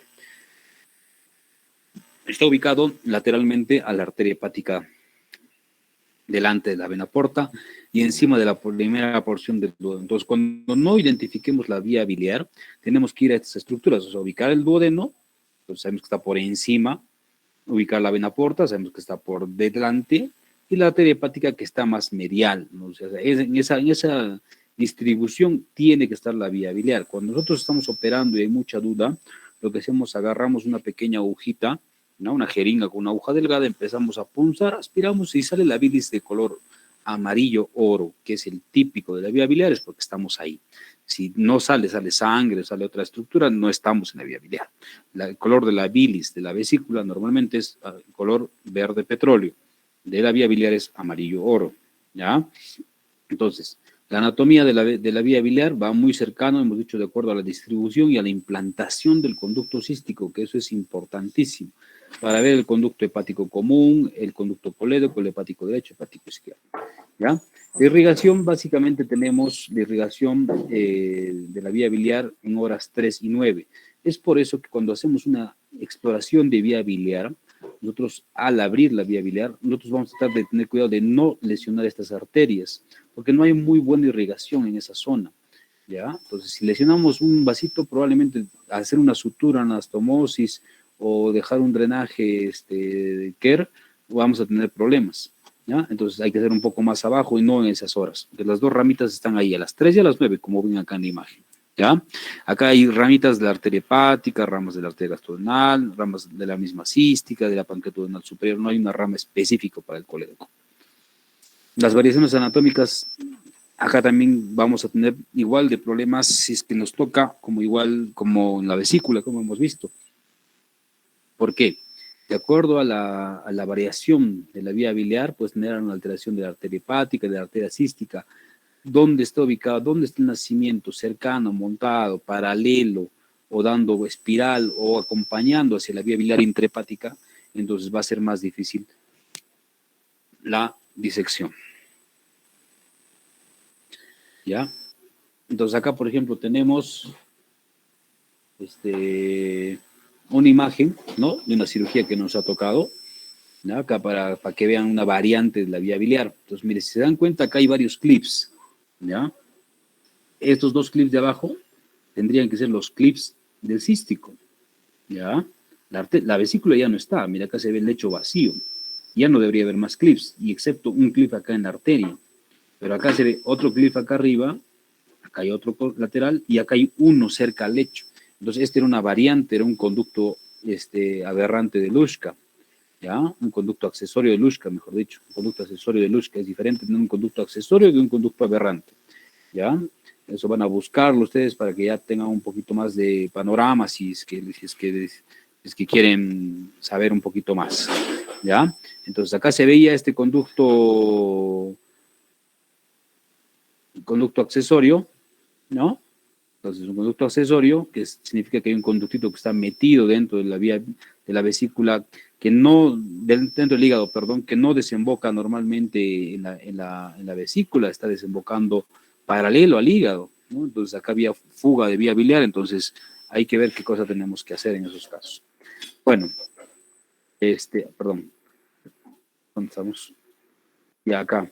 Las venas, ¿no? Son venas muy delgaditas igual, inervación, fibras simpáticas periganglionales, ramas del nervio vago. En cuanto a la histología, vemos que la capa externa es fibrosa, tejido conectivo. Hay que ver la disección del ligamento hepatoduodenal, hay que tener mucho cuidado para poder ubicar bien esta vía biliar, ¿ya? Hay fibras lisas musculares, longitudinal, oblicuo circular. Capa interna está la mucosa con tejido de epitelio columnar. Anomalías congénitas también puedes encontrar esto, normalmente se ve en cirugía pediátrica, atresia biliar extrahepática, pacientes con ictericia desde el nacimiento, conducto hepático accesorio, duplicación del conducto hepático, dilataciones quísticas también, ¿no? Quistes de colédoco, variaciones del colédoco, variaciones de conductos hepáticos, comunicación portocava congénita. Entonces, la patología, digamos, más temida en el ámbito de toda esta cirugía hepatobiliar es esta, ¿ya? La lesión de vía biliar, que nosotros lo vemos como un silencio cuando sale de operaciones, cuando se encuentra eso, estás operando, por ejemplo, una vesícula aparentemente tranquila, estás terminando y empiezas a encontrar salida de bilis de algún lado. Entonces, todo el mundo se queda callado, se ven, ¿no? Y ves, ese es el silencio. O sea, no sabes de qué ha pasado o de dónde ha venido esa probable fuga. Entonces, puede ser una lesión de vía biliar. ¿Okay? Entonces, acá en la lesión de vía biliar hay un daño, lesión o disrupción en cualquier parte del árbol biliar. Puede estar relacionado a la cirugía, normalmente una cirugía pues, compleja o una cirugía hepática biliar, vesicular, o también cuando no está relacionada a la cirugía, radiofrecuencia, pero menos porcentaje. La lesión más frecuente, ¿no? Un porcentaje bajo, normalmente 0.3, 0.4, y la morbilidad es un 4% mortalidad baja, pero sin morbilidad, porque pacientes están mucho tiempo hospitalizados, a veces reoperaciones, manejo con manejo endoscópico, manejo con radiología intervencionista, mala calidad de vida en general. Ese es el problema básico para este tipo de pacientes. Factores de riesgo, ¿qué cosa puede ser para una lesión de viabilidad? Pacientes adultos, varones, malformaciones congénitas con una colecitis aguda litiásica subaguda, cuando no se encuentra el cístico de manera normal, inexperiencia del cirujano. Entonces, tenemos esta clasificación que es la clasificación de Strasberg para lesión de vía biliar, ¿ya? Entonces, tenemos el A, B, C, D y el E, que es el bismuth, ¿ya? Entonces, acá nosotros vemos el diagnóstico de este tipo de clasificación puede ser intraoperatoriamente, pero también hay mucha sospecha cuando hacemos de repente una colangiografía, una resonancia y demás, ¿no? Entonces, el A, vemos esta imagen, ¿ya? Que lo vamos a ver de acuerdo a esto, que es una fuga del muñón cístico, ¿ya? O se encuentra el conducto accesorio de Luschka, ¿ya? Conducto, entonces acá se ve también el tipo A, hay una fuga del conducto cístico, o sea, tú has podido poner unos clips en esta zona y se ha podido soltar, ¿no? Por mala técnica, de repente mal material o de repente relacionado por una coledocolitis que ha hecho hiperpresión en esta zona, hay fuga acá o hay fuga en la parte alta, como les he mostrado en esa imagen, ¿no? Un Luschka. El B, hay una transección de un conducto hepático derecho aberrante, pero no hay fuga, solamente está seccionado. En la C, sí hay una transección de este hepático derecho aberrante con fuga. Y la D, hay una lesión lateral, ¿no? Del hepático común. De todas estas, las más fáciles de manejar son la A y la D, ¿ya? La B, C son más difíciles y la E mucho más difícil. ¿Por qué? En la E, la de bismuth, y hay una lesión mucho más alta, ¿no? Entonces, ven acá. Acá vemos el E1 hasta el E5. El E1, cuando hay una lesión a más de 2 centímetros de la bifurcación, ¿no? Más abajo. El E2 a menos de 2 centímetros. El E3 cuando está en la misma bifurcación en la carina. El E4 cuando hay una lesión más alta y el E5 una lesión mixta, ¿no? Con un aberrante y uno alto. Entonces, acá vemos, mientras más alta sea la lesión, va a ser más difícil el manejo y la cirugía. Es complicado.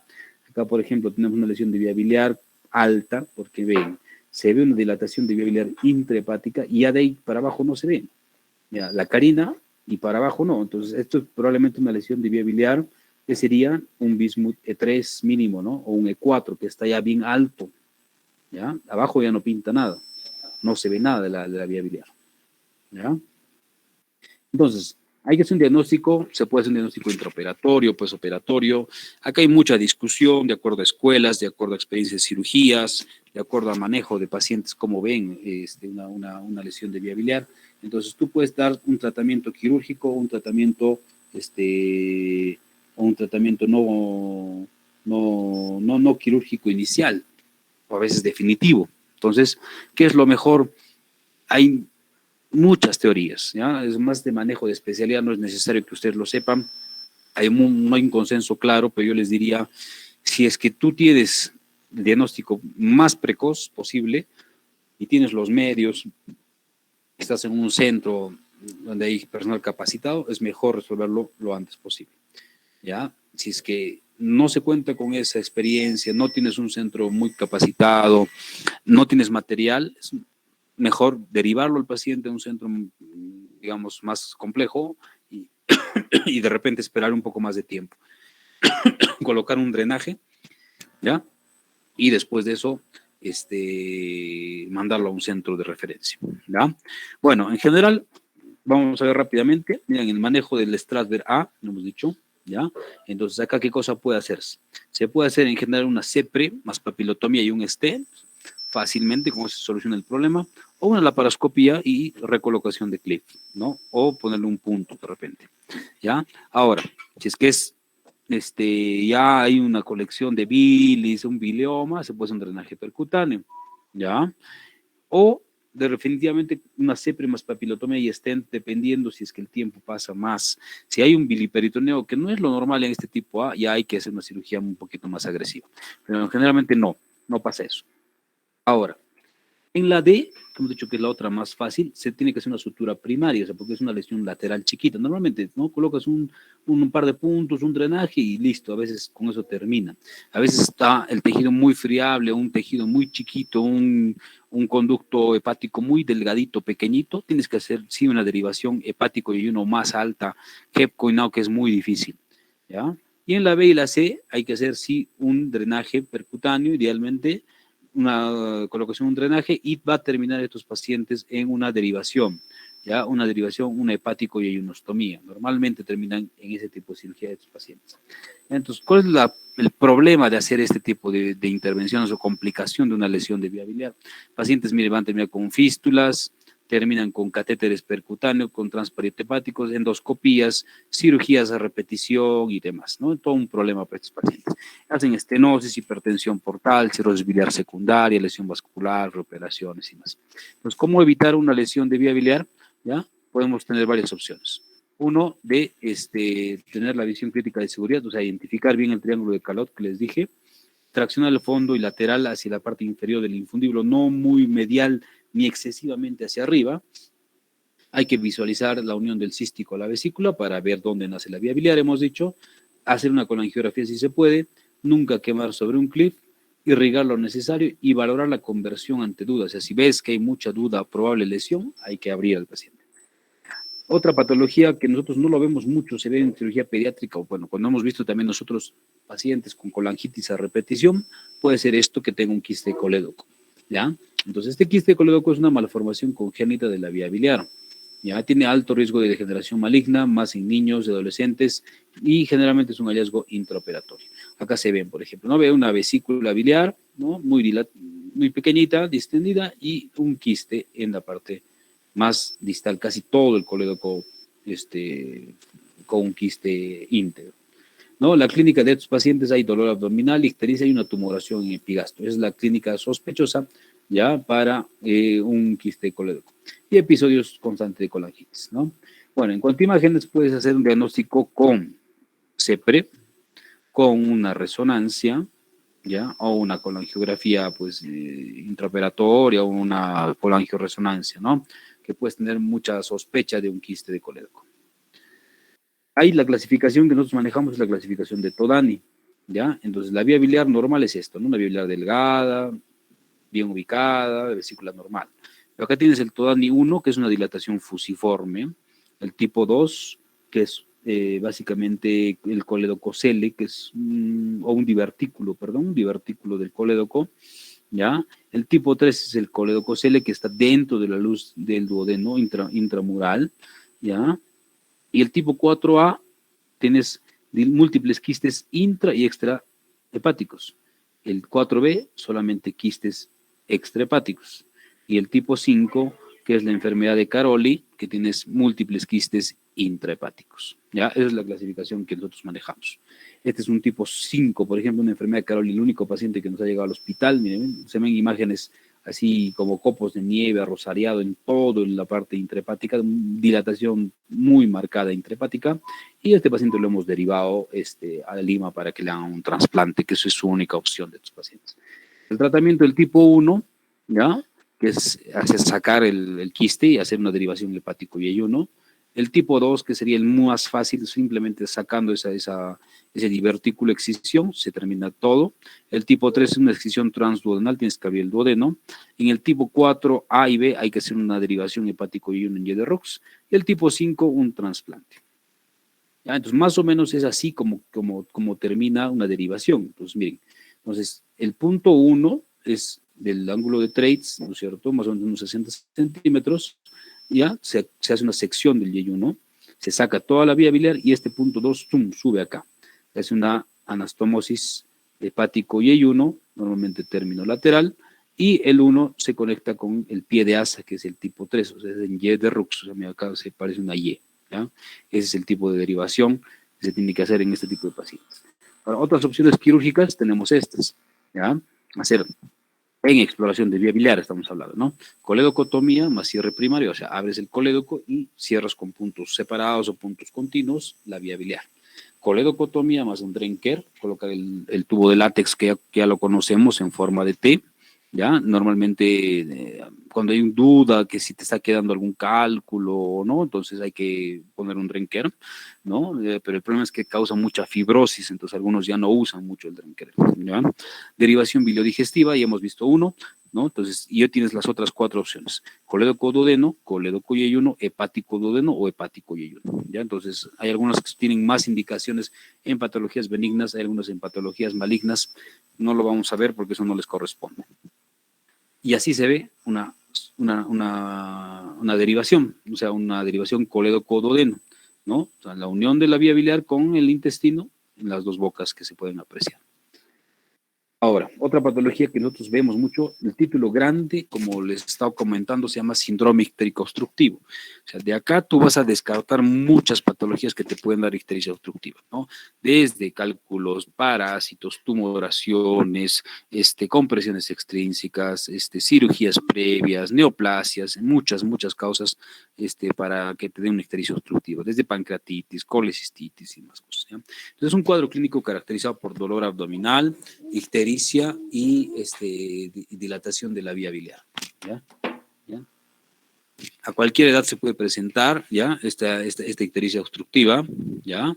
Es un pico en la cuarta década, ¿ya? Más mayor en mujeres, obviamente, porque hemos dicho que la patología vesicular es mucho más frecuente en mujeres, ¿ya? Más frecuente. ¿Ok? Entonces, la etiología, pues, de causas benignas o causas malignas. Entonces, entre las causas benignas de ictericia obstructiva, pues a la cabeza, los cálculos, ¿no? La coledocolitiasis, 80%. Luego tienes pancreatitis aguda, pancreatitis crónica, pseudoquistes, postcirugías, posttransplantes, mirisis, divertículo duodenal, parasitosis, causas congénitas y demás. Hay muchas causas benignas. Y las causas malignas, todos los tumores que puedes pensar cercanos a la zona biliar vesicular. Cáncer de cabeza de páncreas, colangiocarcinoma, el tumor de Klatskin, que es un tumor que está justo en la bifurcación de los hepáticos, el ampuloma, el cáncer de vesícula o compresión o infiltración por cualquier tumor. La clínica de estos pacientes con ictericia obstructiva, pues obviamente hay malestar general, hiporexia, dolor abdominal, ictericia, prurito, coluria y acolia. Laboratorio puede ser un poco inespecífico, pero tenemos que pedir de manera rutinaria un perfil hepático. Entonces, pero a la cabeza para sospechar una ictericia obstructiva, sobre todo por coledocolitiasis, tienes que tener una GGT. Entonces, esta elevada te da mucha sospecha de que hay un patrón colestásico, un patrón obstructivo. Bilirrubina total, obviamente, fraccionada y más de 10, hemos dicho, puede haber sospecha de neoplasia. Normalmente, cuando hay una patología vesicular, hemos dicho hasta 2. Cuando hay una coledocolitiasis puede ser hasta 5, y exagerando, ¿no? Pero más para arriba ya hay que pensar en otra cosa. Hay que pedir fosfatasa alcalina, transaminasas, marcadores tumorales, alfabetos ya 19, proteínas TP y NR. La ecografía es el paso inicial en estos pacientes para, obviamente, ver, ¿no?, a quién nos estamos enfrentando. Tiene una sensibilidad del 90%, pero vemos que hay una detección de dilatación de vía biliar.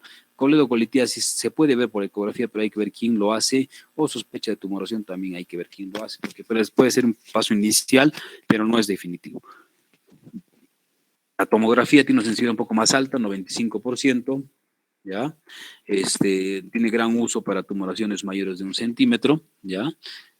Pero no es tan específica tampoco. Ahora, todas las que son imágenes de resonancias, por ejemplo, la colangioresonancia tiene una sensibilidad mucho más alta, 99% para litiasis y tumoraciones. Definitivamente es el mejor método de la vía biliar.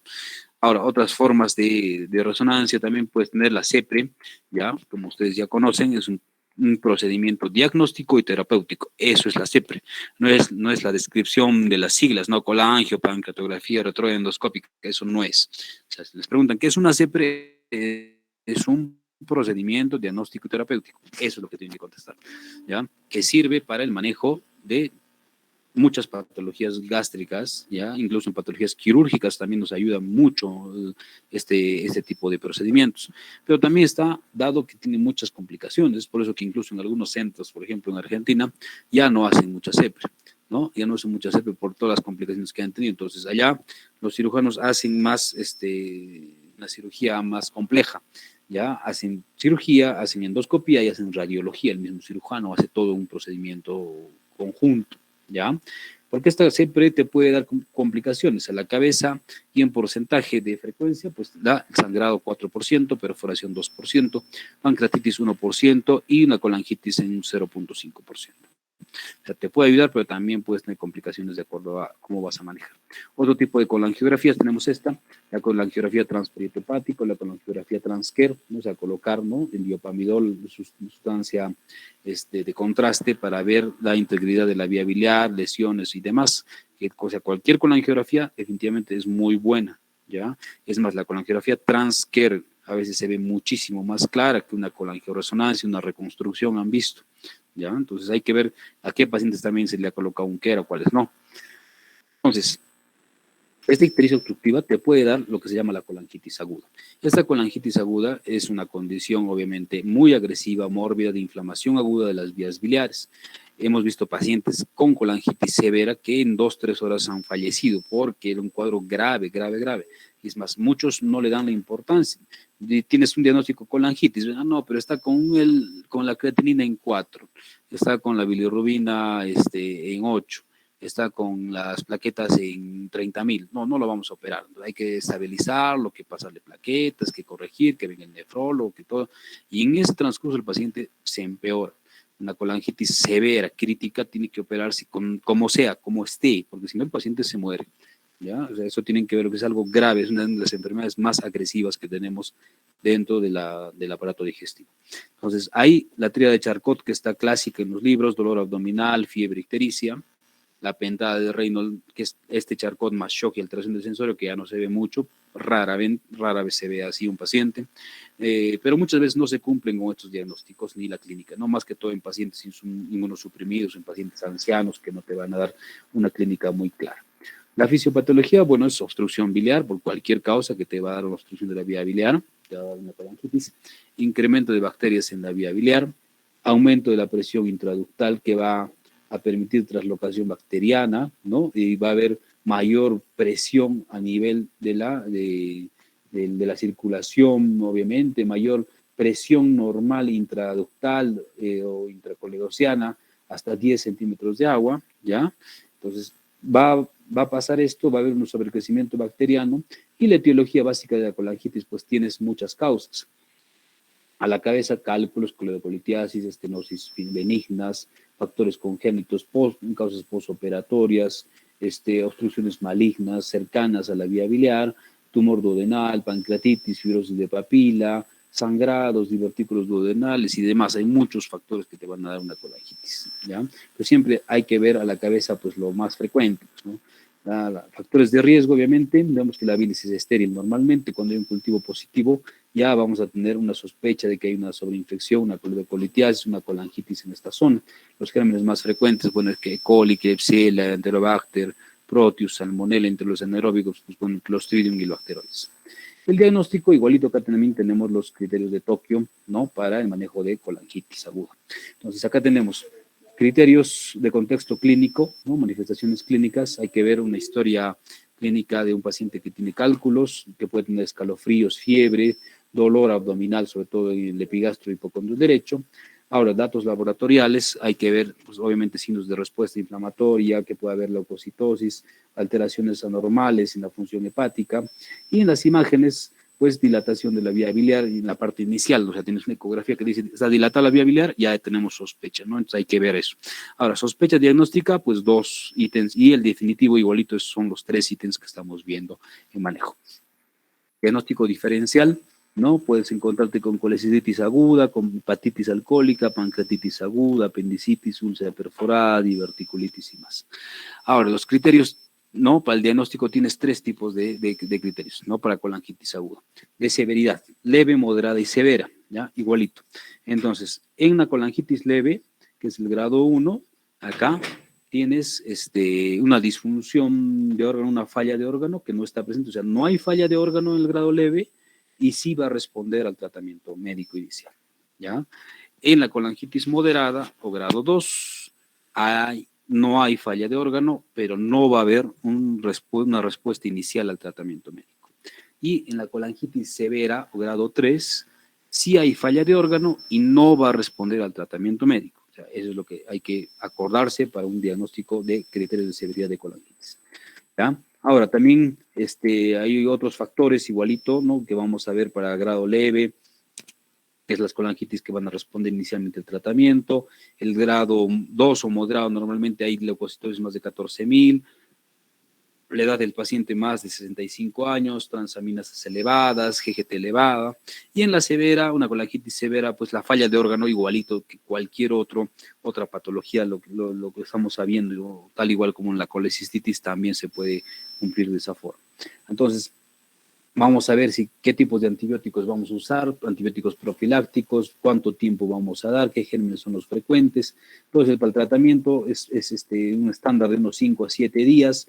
Normalmente, incluso las guías te hablan de usar inicialmente pues, cefalosporinas de segunda generación o ampicilina sulbactam, que no lo tenemos nosotros a la mano. Lo que más usamos es siempre la combinación de ceftriaxona metronidazol o ciprometronidazol, ¿no? Entonces hay que ver también cuando ya el paciente no está reaccionando, por ejemplo, en grado 2 o 3, usar de frente pues carbapenémicos, ¿no? A dosis ya topes, porque como les digo, una colangitis, un paciente puede ser algo bien grave, pacientes se pueden morir en cuestión de horas, ¿ya? Entonces el 15% de los pacientes van a requerir cirugía de emergencia en las primeras 24 horas, ya eso es importante saberlo, porque el otro porcentaje aún puede esperar.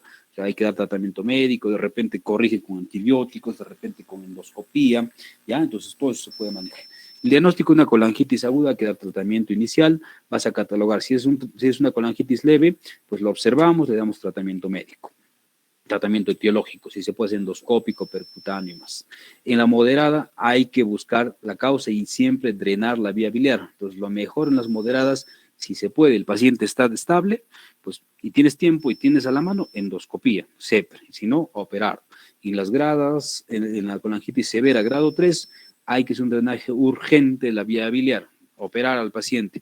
Si tú tuvieses una sepra a medianoche, pues, y el paciente está en mal estado general, ¿qué sería lo mejor antes que operarlo? Pues una endoscopía, ¿no? Mucho más sano, digámoslo así, para el paciente, ¿no? Menos agresivo y de repente ya requiere una cirugía de unos días cuando esté mucho más estable y demás, ¿no? Pero al drenar la vía biliar ya el paciente tiene una mejoría ya importante, ¿ya? En cuanto a la coledocolitiasis, bueno, ya que es la causa principal de la colangitis, pues hay presencia de cálculos en la vía biliar. Si está presente en toda la vía biliar se llama panlitiasis, o si tienes más de 5 cálculos en cualquier parte del árbol biliar también se llama panlitiasis. Pueden ser únicos o múltiples, ¿ya? La mayoría son cálculos secundarios, esto hemos hablado, que están formados en la vesícula, o sea, migran de la vesícula hacia la vía biliar. Y los primarios son los que se forman en la misma vía biliar, en el mismo hígado, tienes bilis litogénica, tienes más formación de cálculos en la vía biliar, y estos cálculos primarios son cálculos más delgados, más deleznables, son múltiples, no tienen caritas, el color es más claro que los cálculos de la vesícula biliar propia, ¿no? Que son más duros, más formados, más oscuros, que tienen carillas y demás. El diagnóstico de esta coledocolitiasis puede ser clínica, algunos son asintomáticos, y en imágenes, ¿no? Ecografía, con angioresonancia, CEPRE o intraoperatoriamente podemos hacer el diagnóstico de coledocolitiasis. Ahora, esta coledocolitiasis se puede desarrollar en 10 a 20% de las colitiasis. O sea, ¿qué significa? Que digamos de 100 pacientes que se operan de vesícula, en ese mismo momento 10 o 20 pueden tener coledocolitiasis y no lo sabemos, ¿ya? Y cuando hay una coledocolitiasis residual, no significa que la cirugía haya salido mal, sino que ya el paciente tiene esa predisposición y de repente requiere una intervención quirúrgica nueva o, si se puede, mucho mejor por vía endoscópica, ¿ya? Y al menos 3% de los pacientes sometidos a una coledocolitiasis tendrán coledocolitiasis, diagnosticados en el preoperatorio, intra o el postoperatorio. Pueden ser cálculos únicos o múltiples, pequeños o grandes, ya hemos dicho primarios o secundarios, eso vamos a verlo simplemente cuando salen los cálculos. Pueden ser pacientes asintomáticos, puede haber obstrucción con ictericia grave, ya pueden manifestarse como pancreatitis, como colangitis y demás. Ahora, la probabilidad de coledocolitiasis va a aumentar de acuerdo al diámetro de coledo que tengamos en la ecografía. Entonces, por ejemplo, un diámetro de 0 a 4 probablemente es un porcentaje casi nulo, o sea, poca posibilidad de coledocolitiasis. Un diámetro de 4 a 6 aumenta a 9.4%. Un diámetro de 6.18, 28%, de 8.1 a 10, 32%, y más de 10, 50% de probabilidad de que tengas coledocolitiasis.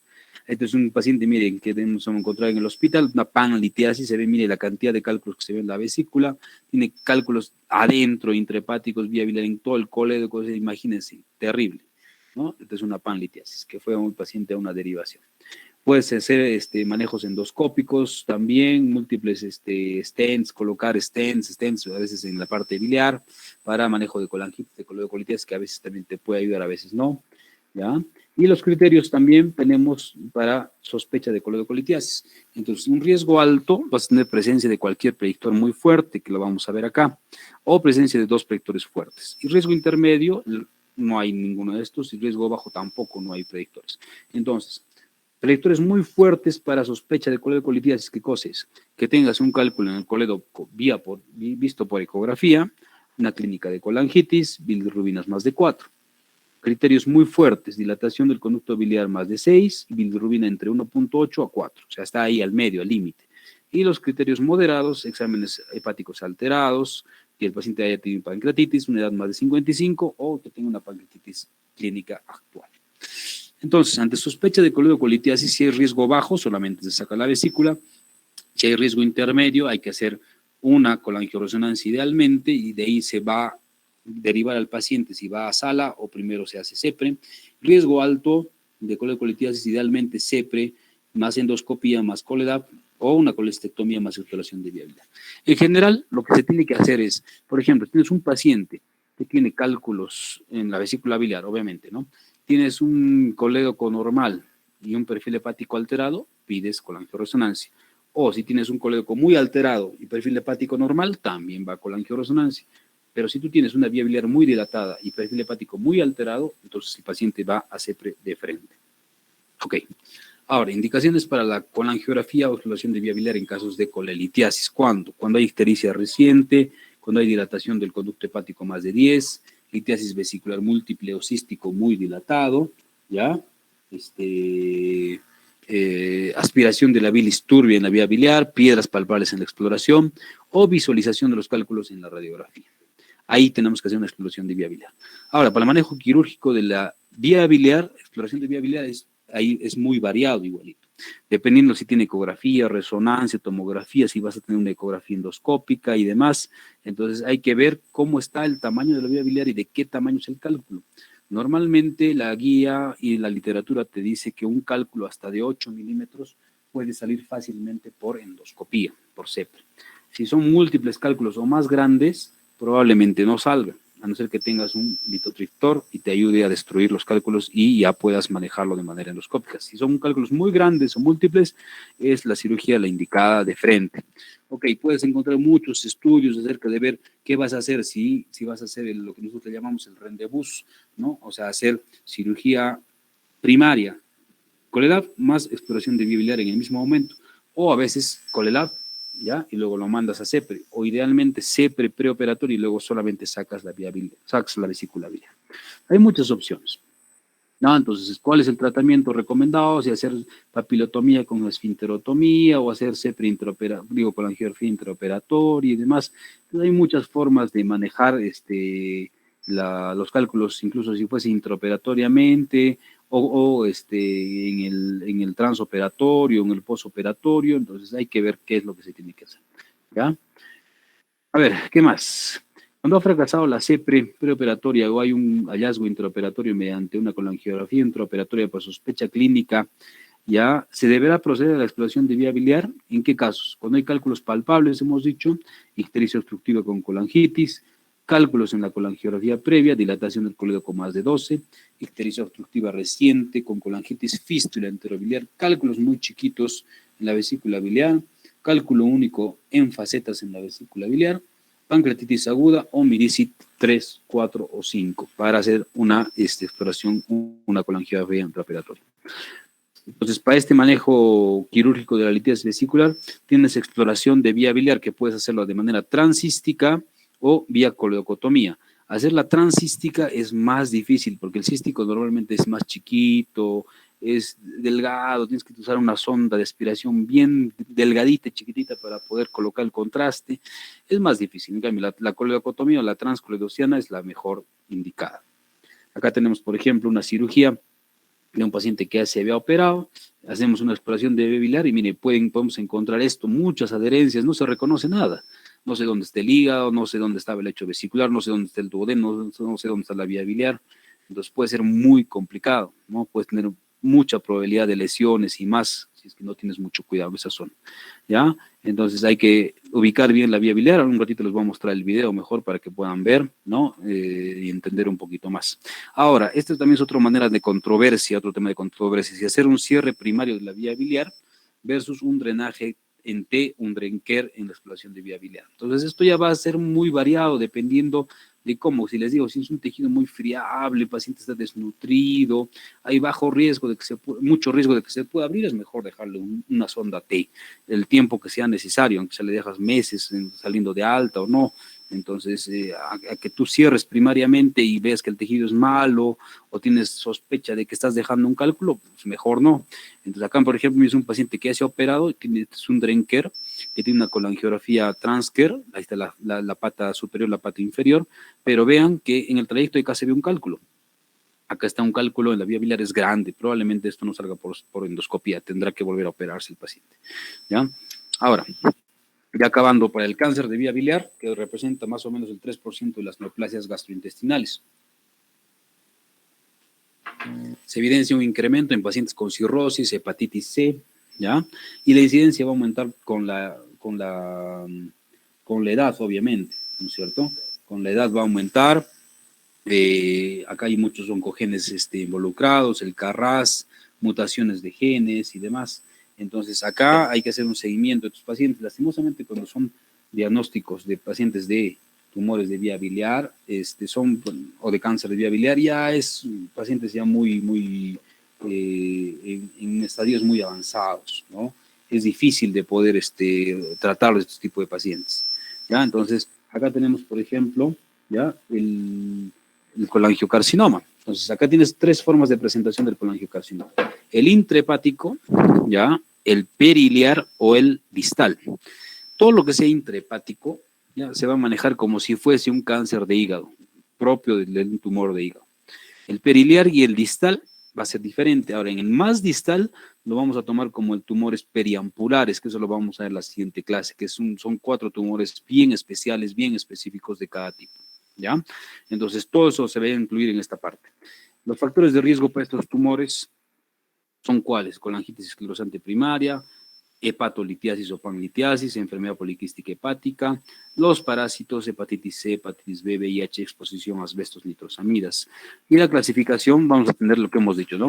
Los intrahepáticos, que van a representar el 15% de los casos y son abordados generalmente como tumores hepáticos primarios, ¿ya? Y esto ya se va a hacer, depende de dónde esté ubicado, segmentectomías, hepatectomía derecha, hepatectomía izquierda, hepatectomía central, ¿no? Entonces, o pacientes para trasplante.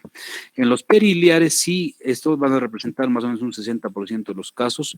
Es la clasificación también de los tumores de Bismuth, ¿ya? Es igual como la lesión de vía biliar, tiene la misma distribución, tiene incluso el mismo nombre, si se dan cuenta, ¿ya? Entonces acá en el Bismuth tienes la clasificación del 1 al 4. El Bismuth 1, cuando tienes una lesión tumoral a menos de 2 centímetros de la carina. El tipo 2, a más de 2 centímetros. El Bismuth 3A, durante la carina, pero yendo hacia el lado derecho. El 3B, de la carina yendo hacia el lado izquierdo. Y el 4, ya tienes una opción tomando los 2 hepáticos bilaterales o a distancia múltiple, ¿ya? Entonces, tienes un diagnóstico de una lesión tumoral, ¿no? Entonces tienes una clínica de obstrucción biliar, ictericia progresiva, baja de peso, prurito. Hay que hacer diagnósticos, ¿no? Con colangioresonancia, resonancia, tomografía, laboratorio CA, alfa, fetoproteína. En algunos casos le hacen incluso cepillado por endoscopía, por CEPE para el diagnóstico definitivo. Entonces hemos dicho que toda tumoración tiene que tener una patología ¿ya? De todo lo que estamos viendo, de todas las lesiones, exceptuando el cáncer de páncreas, que lo vamos a ver al final. Todo lo demás debería tener una biopsia. En este colangiocarcinoma normalmente no se da porque ya son estadios más avanzados, es más grave. Y el tratamiento que tenemos que dar para estos pacientes es una resección de la vía biliar extrahepática, más colecistectomía, más resección del lóbulo caudado, más linfadenectomía, más una derivación hepático y ayuno, y en casos ya más extremos, lobectomía, trasplante hepático, quimioterapia más radioterapia posoperatoria debería ser el diagnóstico y el tratamiento también definitivo de los pacientes. ¿Ya? Ok, entonces mira, voy a poner el video que le estaba comentando, ya para terminar esta parte. A ver, vamos a ver si lo tengo acá. Ya, creo que está acá. A ver.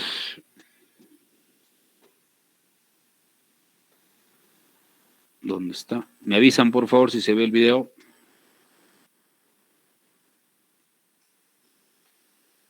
Me avisan. ¿Se logra ver, chicos? Ya se ve, doctor. Sí, Ya. doctor. Bueno, entonces, miren, hay dos formas de hacer una exploración de vía biliar.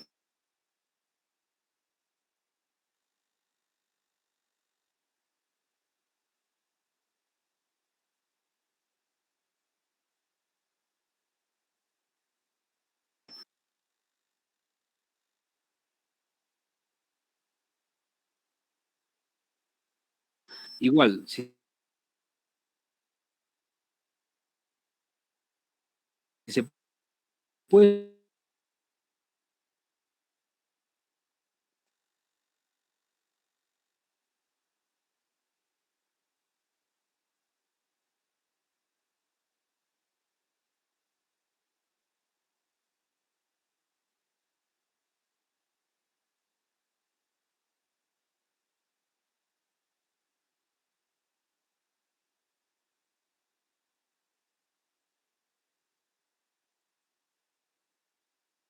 sacar la vesícula con la misma con la misma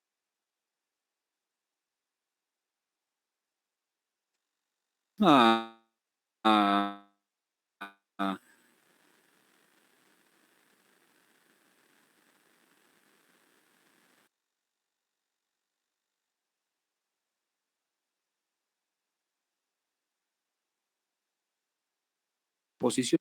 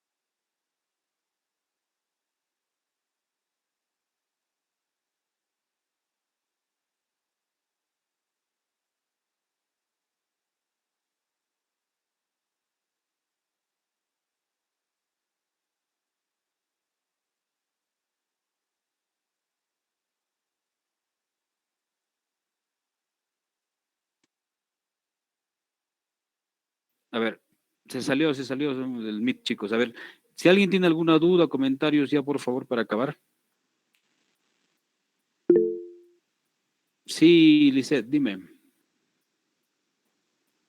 Por ejemplo, de una colecistitis, si llega un paciente que tiene 3 horas de tiempo de enfermedad y tiene la clínica y en el caso se le hace laboratorio y también está alterado, ¿se sigue catalogando como cólico biliar por las 3 horas del tiempo de Claro, enfermedad? claro, 3 horas no es una colecistitis, hemos dicho, o sea, es un cólico hasta que pase ese tiempo. Ya, si ese tu paciente probablemente lo ves mal, con mucho dolor, una ecografía muy alterada o alteración laboratorial, pues no lo vas a dar alta, probablemente lo vas a observar, lo vas a pasar a observación. Y de ahí decides, pues, ¿no? Decides si es que el paciente, pues, se opera o sale de alta, ¿no? Pero el tiempo es clave, pero hay que ver que el paciente te dé el dato correcto. Eso es lo que hemos dicho, ¿ya? O sea, el tiempo es muy importante para el diagnóstico en estos casos. Ya, Diego, dime. Doctor, al comienzo dijo sobre que todo cálculo se opera, sea grande o pequeño, pero más o menos a mitad de la exposición dijo que había casos en los cuales los cálculos pequeños, si el paciente quería, no se operaban. Y era Mm, no lo has entendido bien. No, o sea, todo cálculo se tiene que operar, pero más rápidamente tienes que operar cálculos pequeños o grandes. Eso es lo que he dicho. O sea, cálculos más chiquitos se tienen que operar precozmente porque te pueden hacer pancreatitis. Los cálculos más grandes se tienen que operar también más precozmente porque te pueden hacer una colecistitis aguda. ¿Ya? Entonces, eso es lo que tenemos que tener en cuenta. ¿Ya? Ok, ¿alguien más, chicos?